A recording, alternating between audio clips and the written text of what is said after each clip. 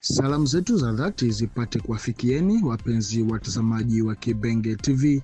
Matumaini yetu mko salama salimini popote mlipo, na tunawakaribisheni kusikiliza awamu ya kwanza ya matangazo ya habari za matukio ya kila siku kwa yale yanayojiri katika Jamhuri ya Kidemokrasia ya Kongo, hususan katika maeneo yake ya mashariki ambako hali ya kisiasa na ya kiusalama inazidi kuzorota siku baada ya siku. Leo tarehe 25 Februari mwaka 2026, na tutajielekeza mara moja huko mkoani Kivu Kaskazini ambako kumepatwa na msiba mzito kwa upande wa wahasi wa M23 kwa kumpoteza Kanali Willy Ngoma, na hapa tutakwenda kuongelea kidogo kwa ufupi kuhusu wasifu wa marehemu kwa kipindi cha uhai wake mpaka alipopatwa na mauti. Kanali Willy Ngoma, msemaji wa kijeshi wa Armée Révolutionnaire Congolaise ARC, ambalo ni tawi la kijeshi la Alliance Fleuve Congo Mouvement 23 Mars AFC M23, ameuawa katika shambulio la ndege isiyo na rubani ama drone lililotokea katika eneo la Rubaya, mkoa wa Kivu Kaskazini, katika wilaya ya Masisi. Kifo chake kinaiacha harakati hiyo ya wahasi bila mmoja wa viongozi wake waliokuwa wakijulikana zaidi katika uwanja wa mawasiliano na operesheni za kijeshi.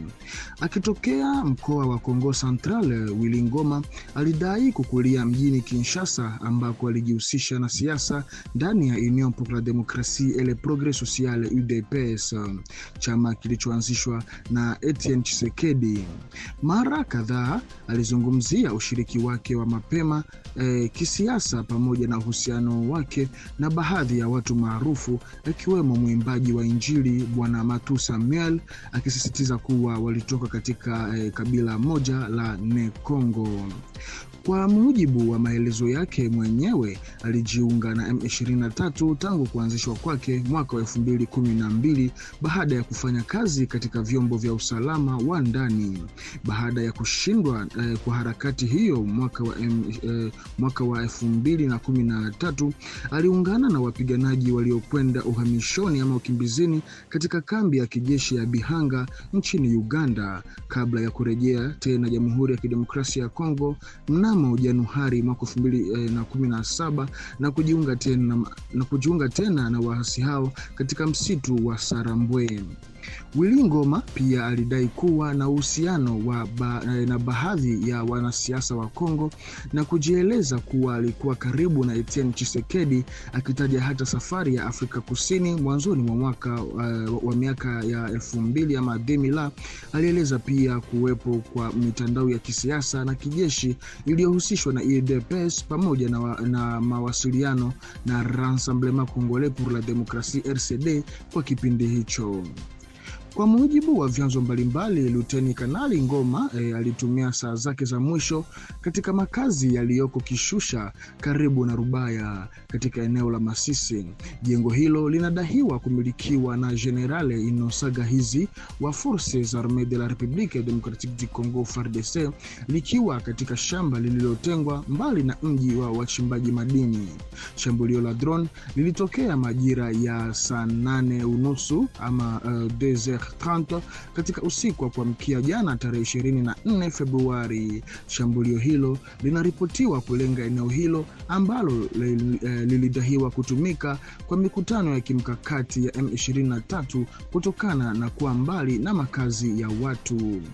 Kifo cha Willy Ngoma ni pigo jingine kwa waasi hao ambao tayari walimpoteza Kanali Castro Fidel maarufu kama Bravo One Januari mwaka 2024, aliyekuwa akitajwa kuwa mmoja wa wapiganaji na wapangaji mikakati ya kisiasa na kidiplomasia wa harakati hiyo ya wahasi. Katika taarifa iliyotolewa hiyo jana tarehe 24 Februari mjini Ruchuru na kusahiniwa na Jules Mulumba, kundi la les volontaires pour la défense de la patrie VDP Wazalendo linasema lilizuia shambulio lililodaiwa kufanywa na muungano wa M23 RDF-AFC katika eneo la Rubaya. VDP Wazalendo wanasema walichukua hatua kwa misingi ya kujilinda kisheria, wakidai kuwa mahadui wao walikuwa wameimarisha nafasi zao kwa nia ya kushambulia. Wanadai kuwa viongozi waandamizi wa M23 akiwemo Sultani Makenga walikuwepo katika eneo hilo wakiwa na vifaa vingi vya kijeshi. Kundi hilo linadai kumwondoa Willy Ngoma pamoja na maafisa wengine waliotajwa kuwa sehemu ya ulinzi wa karibu wa viongozi wa wahasi. Aidha, taarifa hiyo inasema kuwa Sultani Makenga alikimbilia katika parokia ya Kikatoliki ya Mater Dei ya Matanda. Matukio haya yanatokea katika kipindi cha kuongezeka kwa mapigano mashariki mwa Jamhuri ya Kidemokrasia ya Kongo. Wazalendo wamerudia msimamo wao wa kulinda uhuru na mipaka ya nchi, wakilitaka taifa na jumuiya ya kimataifa kuchukua hatua za kidiplomasia na kisiasa kufuatia hali hiyo, wakisema inahatarisha juhudi za kurejesha utulivu katika eneo la Kivu Kaskazini. Kifo cha Willy Ngoma kinatajwa kuwa mabadiliko makubwa katika mawasiliano na mpangilio ya ndani ya FCM 23 katika mazingira ya kijeshi yanayoendelea kuwa magumu.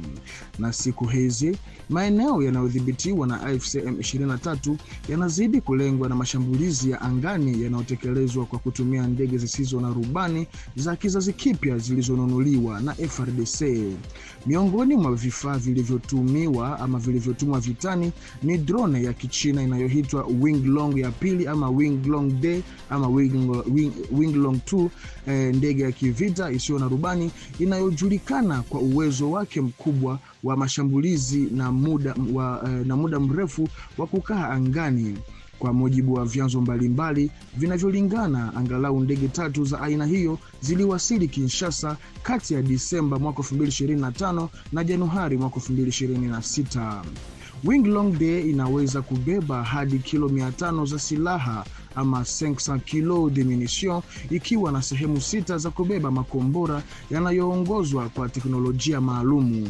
Ina uwezo wa kuruka kwa muda unaoweza kufikia masaa 22 mfululizo, na kasi yake ya juu inakadiriwa kufikia kilomita 400 kwa saa, yani 400 km/h.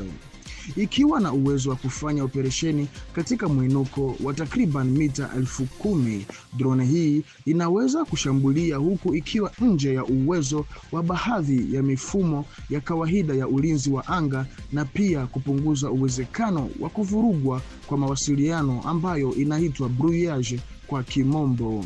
Baadhi ya wachambuzi wanaamini kuwa mamlaka za Kongo sasa zinajiona kuwa na faida ya kijeshi dhidi ya AFCM 23, hasa kutokana na kuimarika kwa uwezo wao wa anga. Hali hii inaweza kueleza kuongezeka kwa operesheni za mashambulizi katika wiki za hivi karibuni. Katika mazingira haya, juhudi za mazungumzo zinaonekana kuwekwa kando kwa muda, huku Kinshasa ikionekana kuzingatia kwanza kubadilisha mizani ya nguvu uwanjani kabla ya kurejea kikamilifu kwenye mazungumzo. Baadhi ya wanamemba wa M23 wako wanachapisha miujumbe kwenye mitandao wakitaka kuhimiza jumuiya ya Umoja wa Mataifa na jumuiya ya kimataifa kuongea chochote kuhusiana na tukio hilo, maana kwa mujibu wao ni uchokozi wa serikali ya Kinshasa na tena ni ukiukaji wa makubaliano ya kusitisha mapigano ama cessez-le-feu. Lakini kitu ambacho naweza nikawaambia ni kwamba inaweza ikawezekana wadau wa jumuiya ya kimataifa wasiongee chochote wala wasiseme chochote. Kwa sababu gani sasa? Kwa sababu serikali ya Kongo iko katika jukumu lake la kikatiba na la kiserikali la kulinda uhuru wa mipaka ya taifa na kukomboa wananchi wake. Kinachoendelea leo sio ukiukaji wa makubaliano ya kusitisha mapigano, bali ni hatua halali ya kujibu uchokozi unaoendelea. Ardhi zetu na wananchi wetu wanashikiliwa mateka kupitia FCM 23 inayoungwa mkono na Rwanda. Hakuna taifa huru duniani ambalo lingeweza kubaki kimya au kutofanya lolote katika hali kama na hiyo. Haiwezekani kulinganisha sawa dola ama mamlaka ya kiserikali inayotambuliwa kimataifa inayowalinda raia wake na kundi la wahasi linaloungwa mkono kutoka nje na tena linalokiuka mamlaka ya kitaifa. Amani haimaanishi kuacha ardhi ya taifa wala kuhalalisha ukaliaji wa maeneo kwa nguvu. Upatanishi wa kweli unaanza kwa kuheshimu mipaka ya nchi na kusitisha aina yoyote ya uchokozi.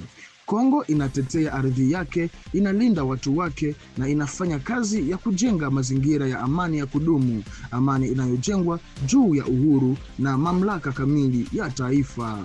Hapo nadhani tumeelewana, na hapo tutakwenda kukomesha ama kukoma na taarifa hizi, na basi tunamtakia mapumziko mema marehemu Kanali Willy Ngoma. Bwana ametoa na Bwana tena ametoa, basi jina lake lizidi kubarikiwa. Amina.